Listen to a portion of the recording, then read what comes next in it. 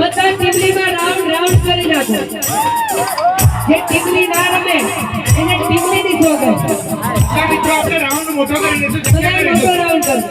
જગ્યા કરી તો અહીંયાથી રાઉન્ડ મોટો કરવાનો છે આપણે. બધા મિત્રો આપણે જોડાઈશું અંદર.